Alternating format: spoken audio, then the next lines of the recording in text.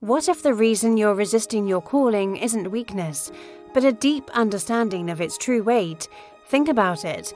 When God finally speaks to Moses from the burning bush, Moses doesn't celebrate, he doesn't jump up and down, he hesitates, he pushes back. Tonight, we're going to confront a hard truth that many of us face. Sometimes, the closer you get to your purpose, the stronger the urge is to run away. It's a paradox, but it's one that reveals something profound about faith. After 40 long years of silence in the desert, God's voice cuts through the quiet. And the command is crystal clear, so now go. I am sending you to Pharaoh. This should have been the moment Moses had been waiting for his entire life. But what's his response? Who am I that I should go? Now, this isn't false humility. This is raw, painful memory bubbling to the surface. Moses remembers his failure trying to save his people his own way. He remembers being rejected by them. He remembers being a fugitive forced into exile. A divine calling has a way of reopening wounds you thought had long since healed. God doesn't just erase Moses' past. Instead, he shows him how he's going to reposition it for a greater purpose. Moses then starts asking some very real, very practical questions. What if they don't believe me? What if they reject me again? I'm not eloquent. I'm slow of speech.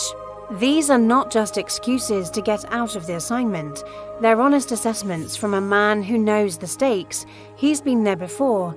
This is so important. Fear isn't the opposite of faith. Fear often means you understand the gravity of the responsibility you're being given, immature. Confidence rushes in without thinking. Mature faith, on the other hand, often hesitates. It pauses, it questions, and most importantly, it listens for God's answer. And God is patient. He answers every single one of Moses' objections. He gives him powerful signs to perform. He gives him reassurance. He promises to provide the words. But then Moses says something that crosses a line. He says, "Please, Lord, send someone else." This is the critical moment where resistance turns into outright avoidance, and the scripture tells us something jarring. Then the Lord's anger burned against Moses. Why? Because at this point, Moses wasn't doubting God's power anymore. He was doubting his own place in God's plan, refusing.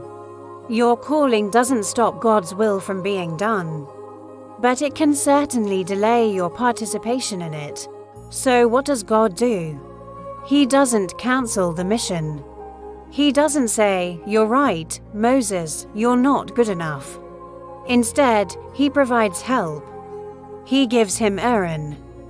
And this is so crucial. God says, you won't have to walk this path alone. When God assigns a purpose, he also assigns the support system you'll need to carry it out. But notice, Aaron is there to help Moses speak. He doesn't replace him. The calling on Moses' life remains his. It shows us that God's solution to our inadequacy is not replacement, but partnership. Thanks so much for watching. Join me next time as we look at the first obedient step that almost killed Moses, a moment most. People skip but is packed with incredible lessons. Don't forget to subscribe.